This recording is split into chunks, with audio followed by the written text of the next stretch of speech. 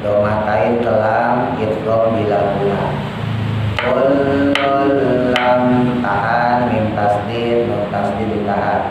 Lamma jami'ul masukin lagi idgham bila guna, domatain ketemu lam.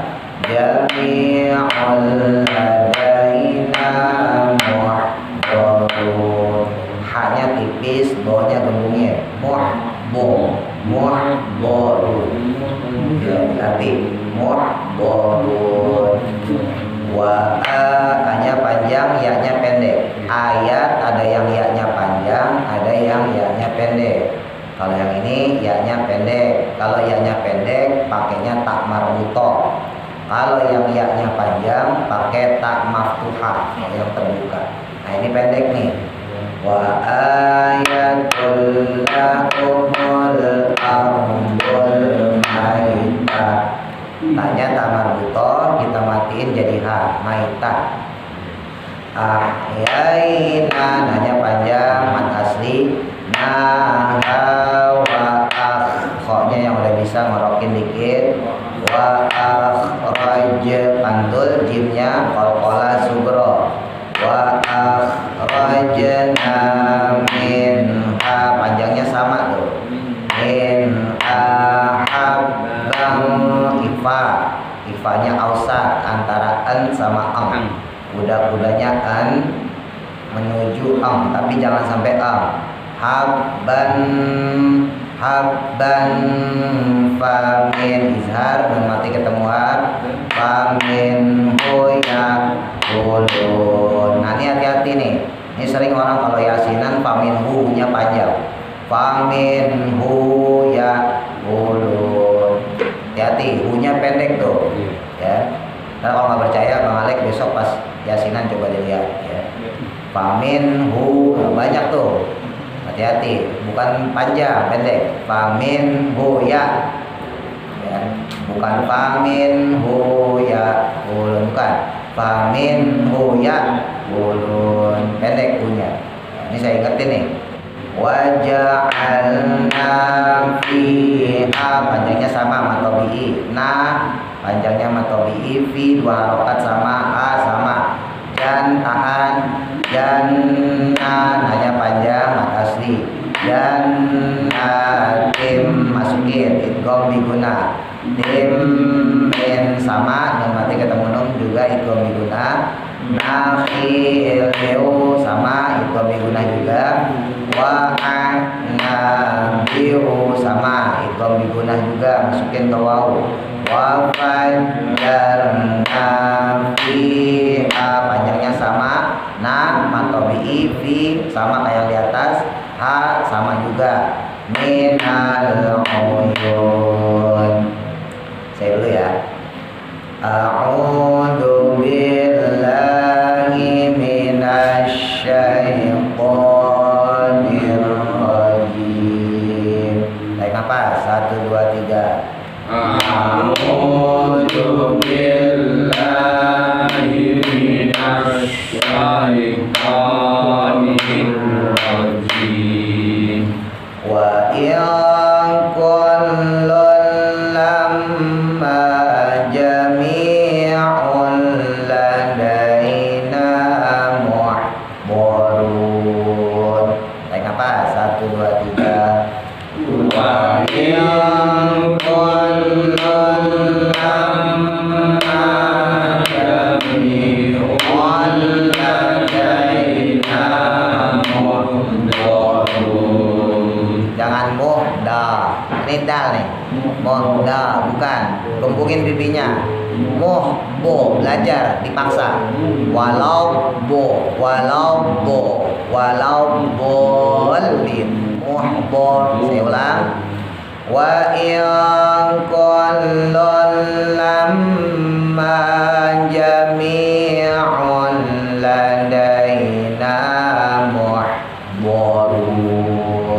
Tarik nafas. 1 2 3.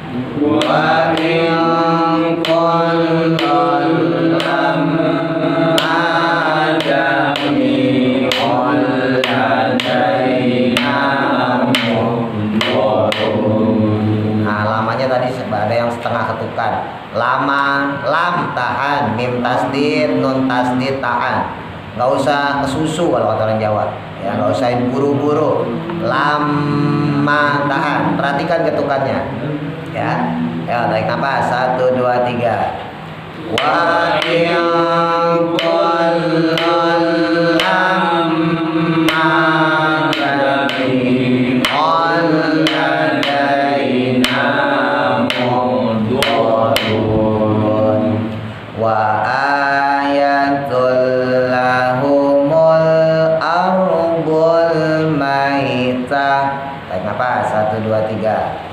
Wa ayatul lahumul ardul maitah ahyainaha wa akhrajna minha habban faminhu yakulun. Tarik nafas. 1, 2, 3. Ahyainaha wa akhrajna minha habban faminhu yakulun. Ini kencang nih suaranya. Minha habban tasdid, yang tasdid ya. Faminhu tadi saya bilang kalau tadi kan ada kelupaan dah. Faminhu nya pendek. Nah, saya ulang, ayo bareng. Ahyaina, tarik nafas. Perhatikan ketukannya ya, santai, jangan terlalu cepat. Tarik nafas. Ahyaina. 1, 2, 3. Ahyaina wa akhrajna minha habban faminhu yakulun wa ja'alna fiha jannatin min nakhilin wa a'nab. Tarik nafas. 1, 2, 3. Wa ja'alna fiha jannatin min nakhilin wa a'nab. Nah, itu hati-hati. Itu panjangnya harus sama semua. Ya, sengaja saya berhenti di anak dulu, takut nggak kuat nafasnya. Tahan ya, perhatikan janatin. Kalau diketok, jannatim min nakhi. Ketokannya sama. Nakhi liu. Jadi stabil dia. Ya, jangan sampai ada salah satu yang panjangnya lebih panjang atau lebih pendek ya. Perhatikan, saya ulang dulu. Wa ja'alna fiha jannatin min tahan tim min tahan min nakhiliu tahan lagi nakhiliu wa a'nab. Tarik nafas. 1, 2, 3. Wa ja'alna fiha jannatin min nakhilin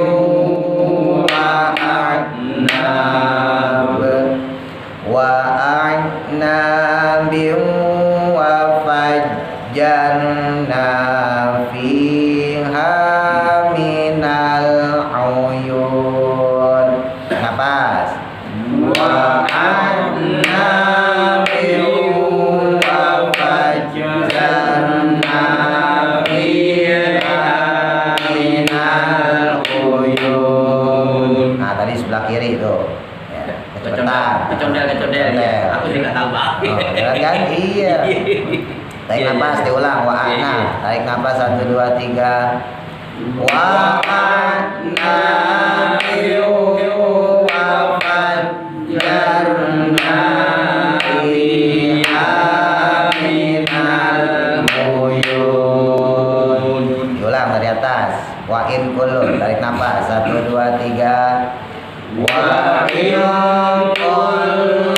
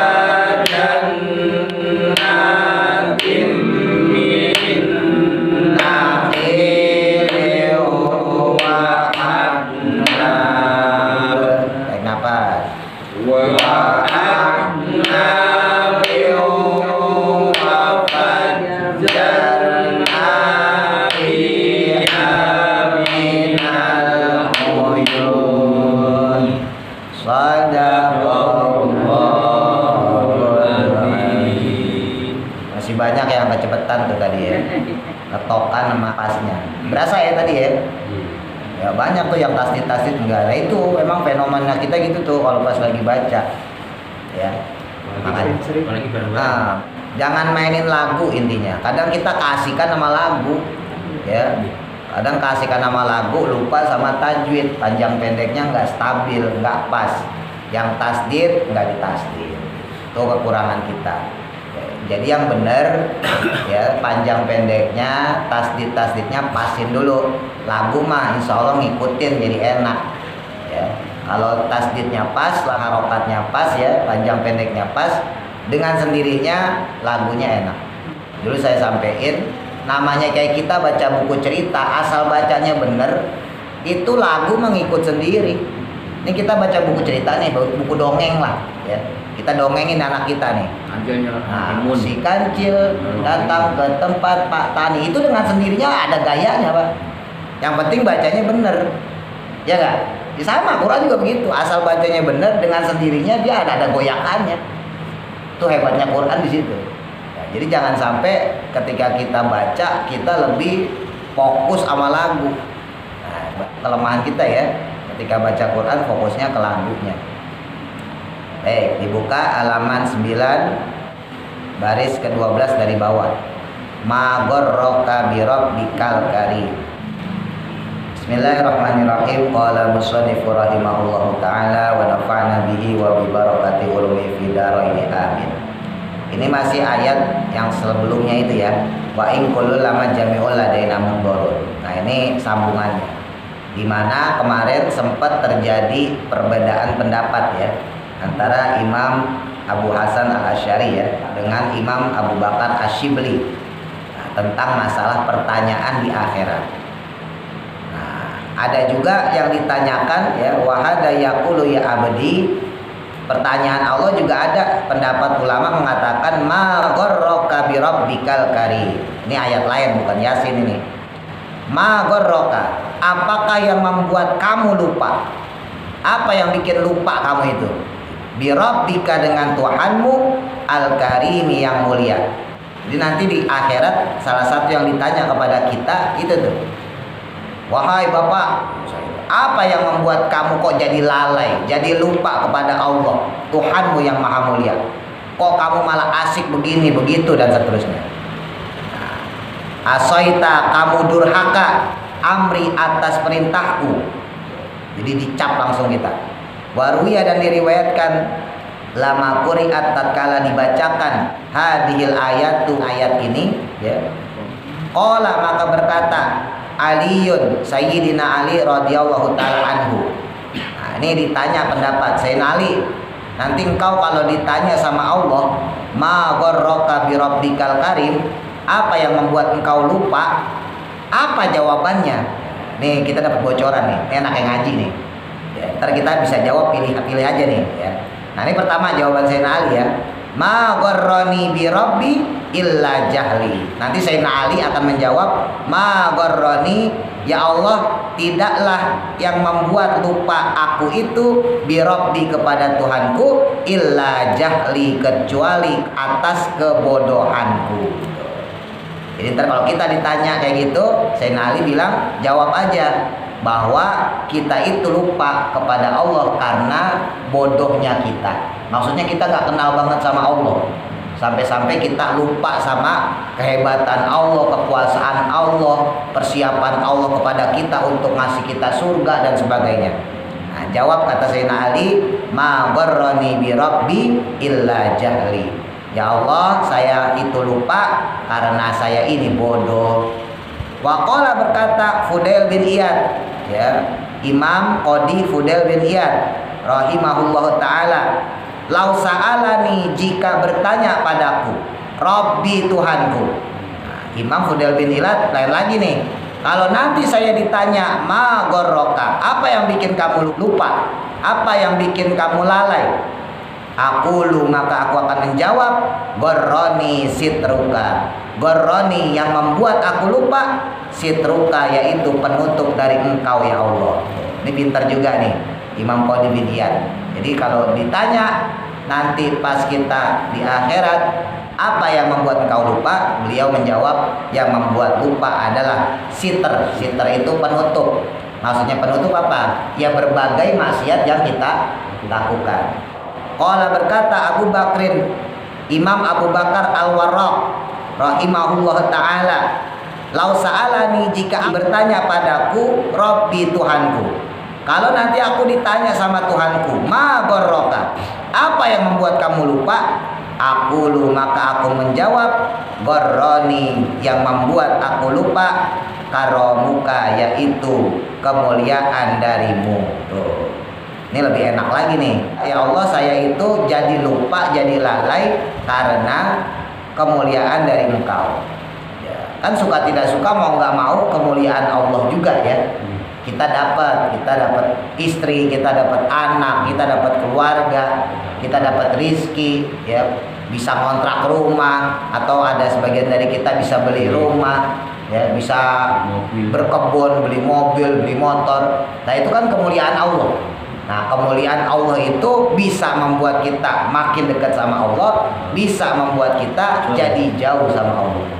Nah Imam Abu Bakar Al-Warraq jawabnya begitu. Ya Allah, yang membuat saya lupa kepada Engkau, yang membuat saya lalai kepada Engkau adalah karena kemuliaan darimu itu. Fatarji'u, maka kemudian kembali ila ra'si hadal kalami, pada pokok masalah ini atau pembahasan ini. Nah ini sampingan aja tadi tuh.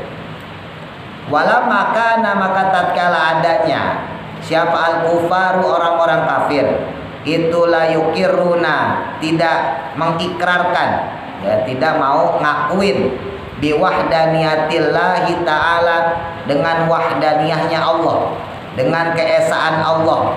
Ya, jadi ketika orang kafir mengingkari Allah atas keesaannya, kemahatunggalannya, qala, maka berfirman Allah Subhanahu wa taala, wa ayatul lahumul ardul maitah ahyainaha wa akhrajna minha habban faminhu yakulun.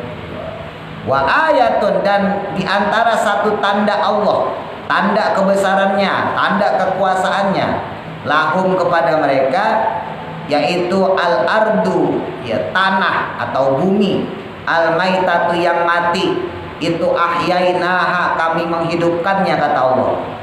Dari tanah yang tandus, ya, tanah yang mati bisa dihidupin sama Allah. Lalu wa akhrajna, kami keluarkan, kata Allah, minha, darinya, dari tanah tersebut yang tandus itu, habban, biji-bijian. Keluar tuh padi, ya, jagung, singkong, macam-macam. Faminhu, dan darinya pula, yakuluna, mereka memakannya. Dari itu juga kita makan. Ahyainaha, maksudnya menghidupkan kami, kata Allah. Lafaz ahyainaha tadi adalah bil matori, dengan hujan. Allah ngirim hujan supaya ngidupin tanah yang tandus. Fakhoroja, maka keluarlah minha, darinya, al-hintatu, gandum, wasyairu, dan jagung, wasairul hububi, dan juga berbagai jenis biji-bijian. Famin ba'dil hububi, maka dari sebagian biji-bijian tadi, tanaman-tanaman tadi, yakuluna, mereka memakannya.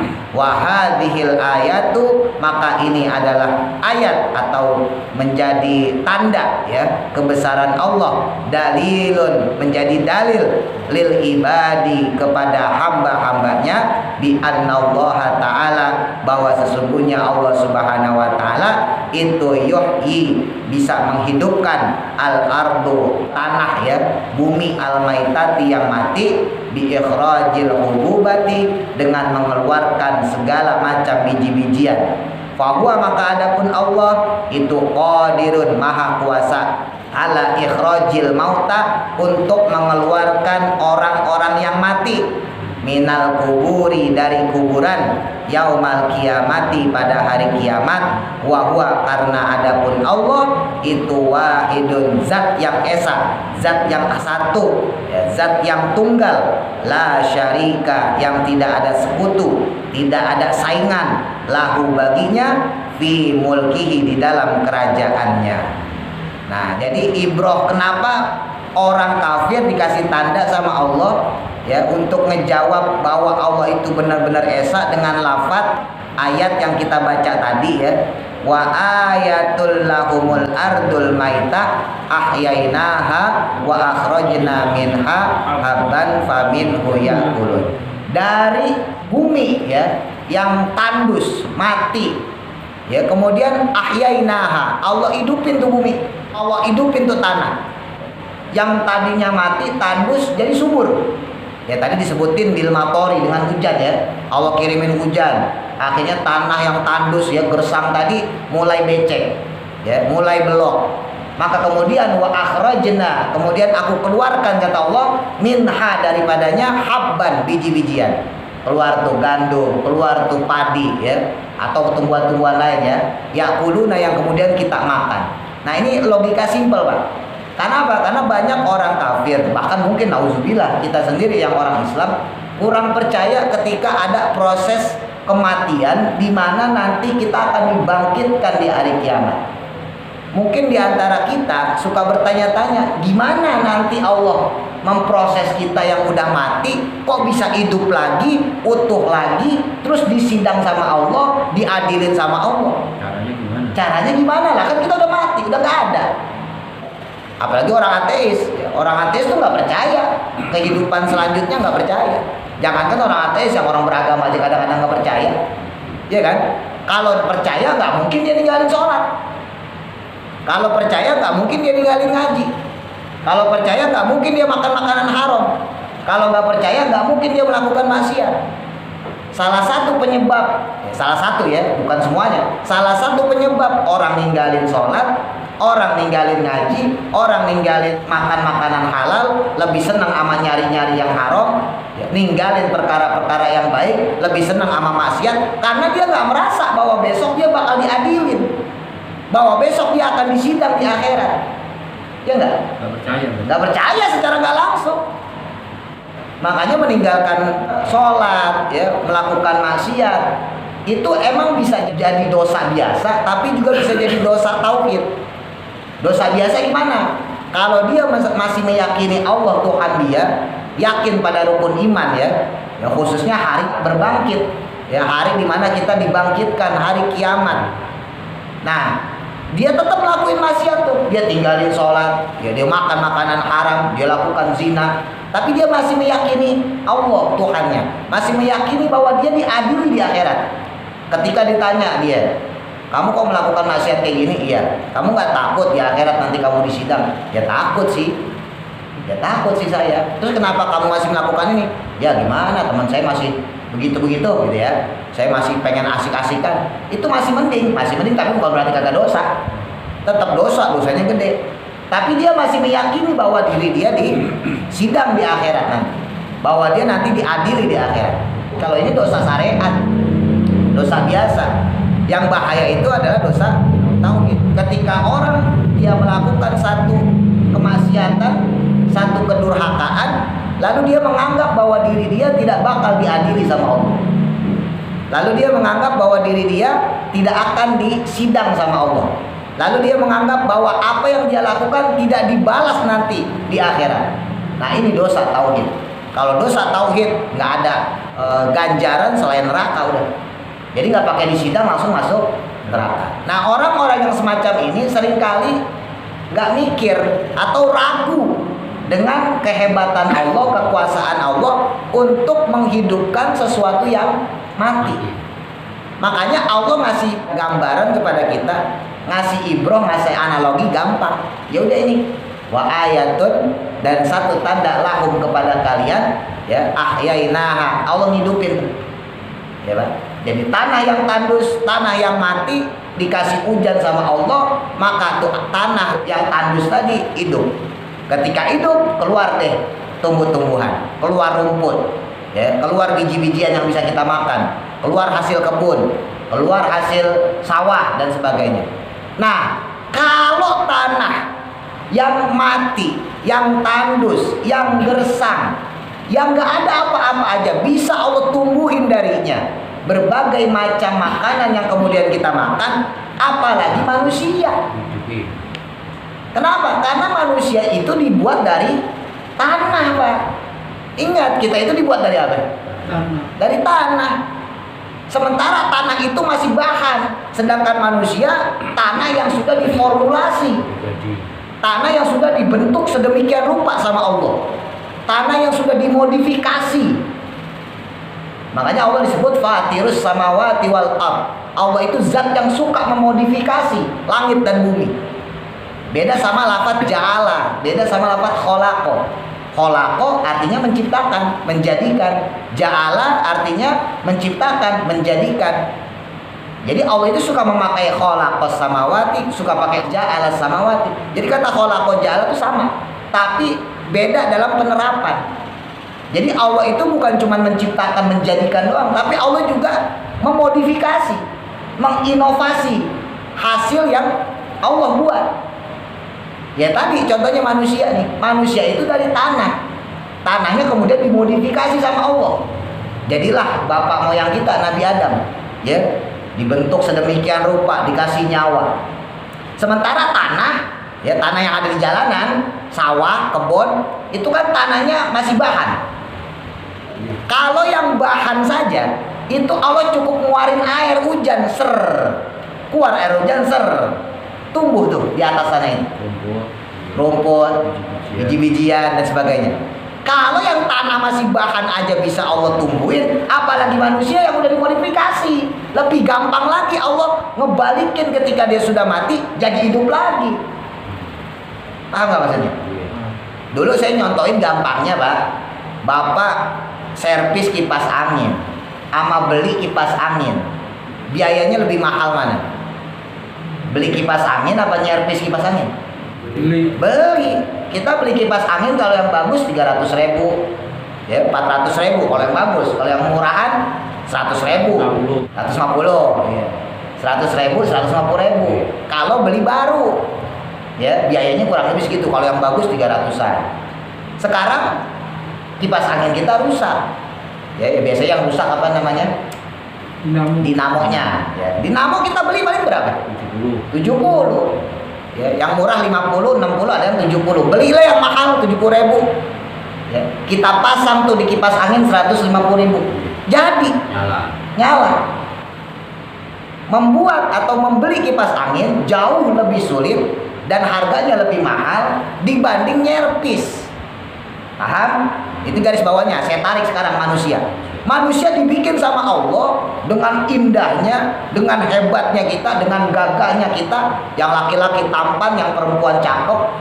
Sedemikian rupa dimodifikasi sama Allah. Gantengnya luar biasa, cantiknya luar biasa. Ya, pakai apa aja manusia cocok. Ya. Dengan kemudian bagus tersebut, mati kita, Pak. Mati, rusak. Kulit kita hancur, tulang kita gerowak, dan seterusnya lah.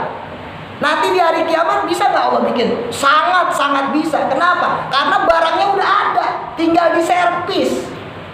Paham maksudnya? Kayak kipas angin tadi. Tulang tadi tinggal. Nah, iya, tinggal diservis sama Allah. Apalah. Kita beli kipas angin aja bisa, masa timbang servis kagak bisa? Kan gitu logikanya. Kita beli kipas angin harganya 300.000 atau yang murahan deh, itu 170.000. Kita mampu beli. Masa bang nyervis doang 70.000 kagak mampu? Paham maksudnya? Allah menciptakan manusia yang sulitnya begitu. Allah bisa, apa lagi timbang nyervis, bahannya udah ada. Lah kan awalan bahannya kagak ada. Dari bahan kita nggak ada, Allah bisa bikin. Apalagi sekarang udah ada bahannya. Allah tinggal nyervis, matanya copot, pasangin matanya. Hidungnya copot, pasangin hidungnya. Jadilah kita manusia. Maka membangkitkan manusia dari nol, ya, dari bahan tadi karena sudah mati, itu jauh lebih mudah bagi Allah. Sebab membuatnya saja Allah mampu, apalagi cuman nyervisnya. Oh, hebatnya Allah. Nah, ini kekuasaan Allah diterangkan dalam Quran, dianalogikan dengan ayat bagaimana ketika ada satu tanah yang tandus, satu tanah yang gersang, yang gak tumbuh apapun, kemudian Allah cukup sirami hujan. Padahal tanah itu bahan baku dasar kita nih manusia. Ibarat misalnya biji plastik lah. Dari biji plastik dijadiin motor, dijadiin casing mobil, ya nggak? Dijadiin TV, macem-macem. Dari biji plastik.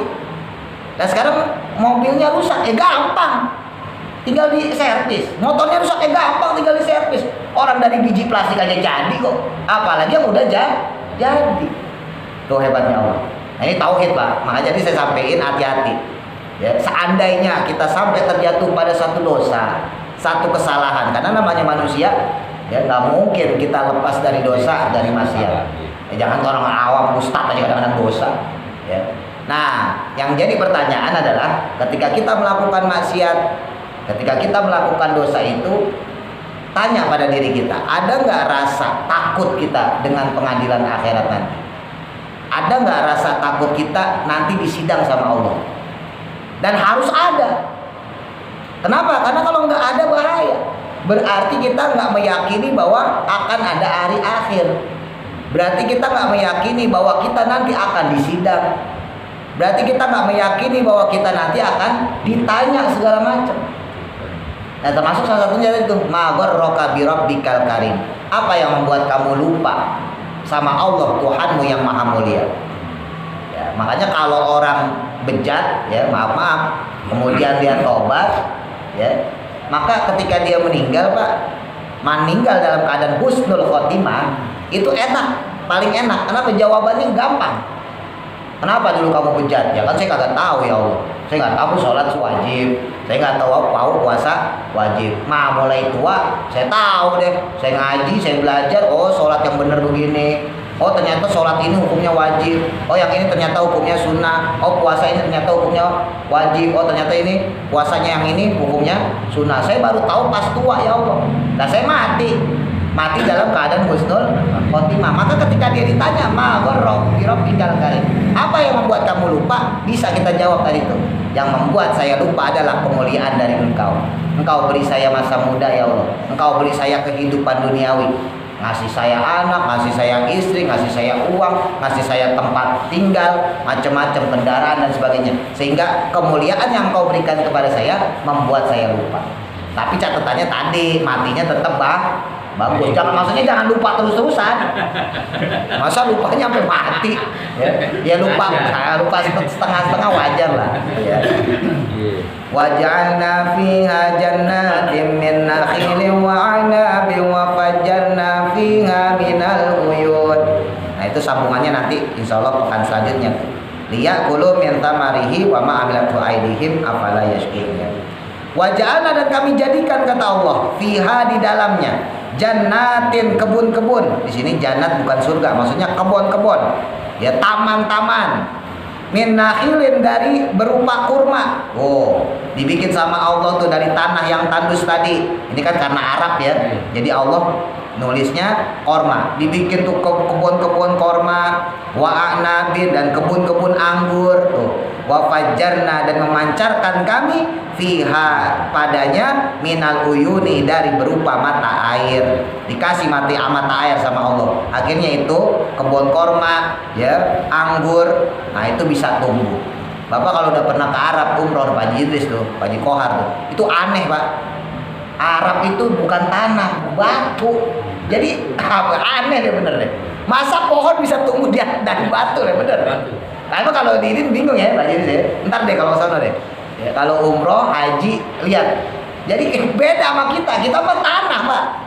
Tanah bisa ya ngeluarin padi, jagung wajar. Oh di sana tuh bawahnya tuh batu semua, Pak. Ujung-ujung nongol pohon korma coba kita aja. Hebatnya Allah. Itu hebatnya Allah. Anggur. Jadi yang keras begitu aja bisa tumbuh. Gitu ya. Yang keras gitu aja bisa menumbuhkan pepohonan. Apalagi Indonesia tanah, makanya disebut Gemah Ripa loh, Jinawi Indonesia. Jadi ijo royo belum benar Indonesia.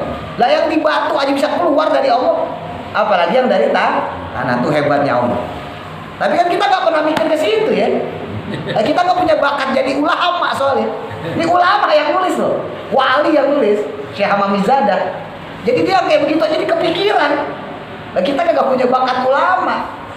Coba deh kalau kita pikir, oh bener deh, Bapak mikirin gitu aja Pak, bener jadi ulama deh pasti. Bener jadi wali. Nah kita nggak pernah mikirin kan. Ya, pas kita bahas tuh wasyamsu tajri li mustaqarrilah. Dulu pas kita bahas tuh matahari berputar beredar pada polosnya ya. Wasyamsu tajri li mustaqarrin laha dzalika taqdirul azizil alim. Itu satu tanda, satu takdir dari Allah menunjukkan kekuasaan, kehebatan Allah yang Maha mengetahui. Coba Pak, pernah nggak mikir matahari itu baterainya dari mana? Coba. Pinangan pusing. Lah iya pusing. Iya. Bagaimana tuh baterainya? Terus kenapa tuh matahari kok kagak pernah mati, padam? Padahal kita punya listrik aja bisa mati, Pak. Iya kan? Kita punya matahari itu nggak pernah padam, Pak. Pagi nyala, malam meredup. Tapi tuh matahari mah tetap nyala. Kan buminya yang berputar kan? Malam meredup, gantian bulan. Coba begitu tuh terus. Makanya kalau ada orang ateis bilang nggak ada Tuhan, ya mustahil. Terus yang ngatur itu siapa kan gitu? Iya kan. Ya iya. Nah pasti ada yang ngatur. Ya tapi dasar kita bukan wali. Ya bukan ulama jadi ngelihat matahari. Kadang-kadang disebelin matahari. Matahari panas banget sih tuh. Kan nggak yang susah kalau bukan bakat wali tuh. Kalau bakat wali Pak ya, ngeliat matahari panas, keringetan dia nggak marah-marah, nggak ngeluh, malah Pak nyanjung Allah. Wah hebat banget matahari ini. Kemarin pada adem, sekarang bisa dibikin sama Allah panas, hebat banget Allah. Jadi otak itu selalu kehebatan Allah, hebat banget Allah. Wali. Ya iya lu kalau wali, mas wali ulung. Nah hebatnya lagi ya, Allah tuh nggak pernah minta pajak. Ada gak malaikat yang nagih pajak matahari? Ya. Bayar pajak matahari? Gak pernah kan? Berapa tahun dong Bang? Oh berapa tahun? Dari zaman Nabi Adam sampai kita sekarang diwarisin turun-menurun. Coba listrik Pak ya, 3 bulan telat belum bayar. Sebulan aja. Sebulan sebulan aja diputus udah. Itu hebatnya Allah ya. Liyakulu min thamarihi wa ma'amilatu aydihim afala yashkurun. Liyakulu yang kemudian memakan mereka. Makan tuh kita tuh dari buah-buahan tadi ya. Kayak kalau di Arab ya korma, anggur ya, gandum. Kalau kita di sini ya jagung, ya padi dan macam-macam lah. Kita olah, kita makan. Min samarihi dari buah-buahnya. Maksudnya min samarihi dari ya buah-buah yang ada, al-hasili yang dihasilkan, minal ma'i dari air. Jadi dari mata air tersebut pohon-pohon yang ada keluarlah buah-buahnya. Wama dan apa-apa amilatku yang diusahakan aidihim oleh tangan-tangan mereka. Nah, jadi ada juga buah atau pekerjaan ya yang dihasilkan oleh tangan kita, maksudnya gitu. Jadi ada kalanya Allah memberikan kita murni, Allah yang benar-benar kasih gitu ya. Ada kalanya kita lewat manusia ikhtiar. Ya kalau sawah mah misalnya kayak sawah tak ada hujan, ya kan? Bapak nggak usah nyiapin air buat irigasi kan? Nah misalnya ada petani dia punya sawah tak ada hujan ya.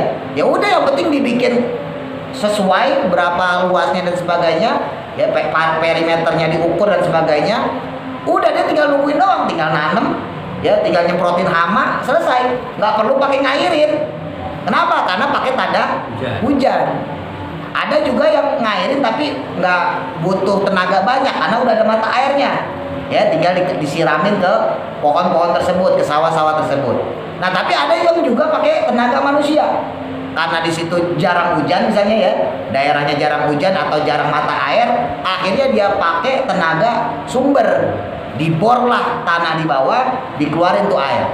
Nah, jadi ada kalanya Allah itu langsung ngasih kita tinggal nikmatin, tapi ada kalanya bima aidihim dengan sesuatu yang harus kita usahakan. Nah, tujuannya apa? Tujuannya adalah kalau Allah itu memberikan kepada kita secara langsung, itu pengen ngasih tahu pada kita bahwa Allah itu Maha Esa, Maha Kuat, Maha Bisa. Ya, sedangkan kalau ada ikhtiar kita, nah itu artinya Allah pengen ngajarin kita mau tidak mau, suka tidak suka, apa yang kita hadapi dan kita alami itu semuanya juga berkaitan dengan apa yang kita lakukan. Dalam ilmu tauhid ini namanya ikhtiari dan ittirari. Ya, jadi semua yang kita hadapi, semua yang kita alami ada kalanya ikhtiari, ada kalanya ittirari. Ikhtiari itu karena hasil ikhtiar kita, usaha kita dagang, kita kerja, kita nyari duit, ya akhirnya kita bisa makan dan seterusnya. Nah itu namanya ikhtiari. Ada kalanya ittirari. Itoror itu kita nggak ngapa-ngapain, Pak. Nggak ngapa-ngapain, kagak kerja, kagak dagang, tapi punya duit. Nah itu min haitsu la yahtasib. Jadi rezeki yang tidak disangka-sangka. Kalau yang ikhtiari mah gampang, Bapak udah paham dah. Ya, Bapak udah paham tuh. Kita kerja, kita dagang, ya namanya dagang, kerja, dapat duit, usaha segala macam, akhirnya punya uang, punya makanan dan seterusnya. Nah, yang suka lupa nih manusia yang itirori nih. Ketika Allah menunjukkan kehebatannya untuk mau memberikan kita atau tidak. Sering saya sampaikan, kenapa orang kecewa ketika dia usaha nggak menghasilkan, orang dagang nggak menghasilkan, orang kerja nggak bisa ngumpulin duit dan sebagainya dan sebagainya. Kenapa? Karena dia lupa bahwa Allah memberikan manusia itu bukan cuma ikhtiari. Allah menunjukkan juga itirorinya supaya kita nggak sombong, supaya kita nggak bangga diri, supaya kita sadar bahwa Allah Subhanahu Wa Taala punya hak veto, punya hak prerogatif untuk memberikan atau tidak. Jadi kalau kita dagang, kita usaha, kita kerja, kok nggak menghasilkan, berarti Allah lagi nunjukin itirorinya. Nah ini yang kadang manusia suka lupa, sebel. Wah, gua udah kerja, gua udah dagang, masih segini-gini aja, capeknya doang dan sebagainya. Justru harusnya bangga. Nah, kenapa bangga? Berarti kita sadar bahwa kita punya Tuhan yang nggak bisa diintervensi. Orang yang kayak gitu harusnya tauhidnya naik. Lah kita kan kagak, masanya kita jangankan usaha, doa aja kita maksa. Ya, jangankan usaha, doa aja maksa. Ya Allah, kasih dong rezeki gini. Saya kan udah rajin sholat, maksa. Padahal Allah butuh nggak sholat kita? Nggak, coba jawab. Allah butuh nggak sholat kita? Enggak. Allah butuh nggak puasa kita? Enggak. Allah butuh nggak kita sedekah? Enggak. Allah butuh nggak kita bayar zakat? Enggak. Allah nggak butuh kita sholat, nggak butuh kita zakat, pergi haji, nggak butuh. Kita nggak ngelakuin itu pun Allah tetap Tuhan. Nggak mundur jadi Tuhan. Dia nggak mundur jadi Tuhan. Kagak pensiun jadi Tuhan, enggak. Nah itu yang kita suka lupa tuh. Allah nggak berubah, Pak. Kita mau sholat Allah tetap hebat, kita nggak sholat pun Allah tetap hebat. Kita puasa Allah tetap maha kuasa, kita nggak puasa pun Allah tetap maha kuasa. Nggak pengaruh buat Allah. Terus ngapain kita doa intervensi Allah? Ya Allah, saya kan udah sholat, saya kan udah ibadah, saya kan udah sedekah, zakat, kok hidup masih begini-begini aja? Suka-suka Allah mau kasih ikhtiari pada kita atau mau menunjukkan sifat ikhtirorinya kepada kita. Justru harusnya tadi ketika kita nggak dapat apa-apa, nihil atau dapat sedikit gitu ya, berarti Allah lagi nunjukin sifat ikhtirorinya. Harusnya kita makin yakin pada Allah, makin bangga. Ya Allah, saya makin bangga pada Engkau ya Allah. Ternyata Engkau tidak bisa diintervensi, nggak bisa diancam-ancam. Emang beneran Tuhan nih kalau kayak gini. Iya. Ya walaupun rada sebel ya, dia udah dagang agak untung-untung. Gitu. Tapi itu harusnya jadi kebanggaan buat kita. Berarti kan Tuhan kita maha tunggal. Ya Tuhan kita nggak bisa diintervensi. Beda sama Tuhan-Tuhannya orang lain nggak bisa diintervensi. Tuhan kita nggak bisa, Pak. Suka-suka Allah mau ngasih kita apa enggak. Sering saya contohin, banyak orang kagak sholat, duitnya dikasih sama Allah melimpah, ya kan? Suka maksiat dikasih sama Allah. Itu berarti apa? Ya Allah suka-suka. Cuman kan timbul masalah, apakah berkah tuh mereka duitnya banyak? Ya enggak. Beda ceritanya. Kalau masalah keberkahan, ya itu baru khusus buat mereka-mereka yang ibadah, khusus buat mereka-mereka yang sholat, yang melaksanakan puasa dan sebagainya. Tapi kalau masalah dikasih, mah dikasih. Orang makhluk Allah juga. Ini si Fulan ahli maksiat, ya si Fulan yang satunya lagi ahli sholat, ya beda. Yang satu ahli maksiat, yang satu ahli sholat. Nah yang ahli maksiat, ya dikasih si rezeki mungkin lebih banyak daripada ahli sholat. Tapi tak pertanyaan kita, si ahli maksiat ini keberkahannya sama nggak sama si ahli sholat? Pasti beda. Bukan belum tentu lagi, pasti beda. Ada aja ntar dia mantap berantem sama anaknya, entah anaknya kena narkoba, entah anaknya begini, entah berantem sama istrinya, entah ada masalah penyakit dalam diri dia, entah kehidupannya nggak nyaman, nggak mengenakan, macam-macam. Tapi yang si ahli sholat, yang hidupnya mungkin rezekinya lebih dikit daripada si ahli maksiat, hidupnya tentrem, nyaman, enak. Makanya jarang banget, Pak, jarang. Ya, bukan nggak ada, jarang ustadz, kiai, habib cerai. Ada sih ya, tapi jarang. Bandingin sama kita yang orang-orang awam. Orang-orang kita orang awam banyak banget. Ya, berantem sama bini, cerai, ya. Bahkan yang kasus terbaru tuh dibunuh, dimutilasi ya kan? Ya kan ada kan? Sampai segitunya nggak ada tuh kiai sampai sekarang berita seorang kiai memutilasi istrinya kagak ada, Pak. Pernah nggak dengar? Nggak pernah. Padahal kalau bisa dibilang ya lebih banyak kiai-kiai yang melarat, banyak kiai-kiai melarat. Ya hidupnya pas-pasan maksudnya gitu ya, karena kebutuhannya diberikan pada santrinya banyak. Soalnya kiai kok naak. Nah, itu kayak itu pelajaran kemarin tuh. Karena kiai itu bisa menerima apa adanya. Kiai beneran ya, Iya. bukan kiai A. Nah, soalnya kiai. belajar ngapalin Quran 2 hari. Oh, Amin amin. Allah alam, mudah-mudahan manfaat. Al-Fatihah. Bismillahirrahmanirrahim.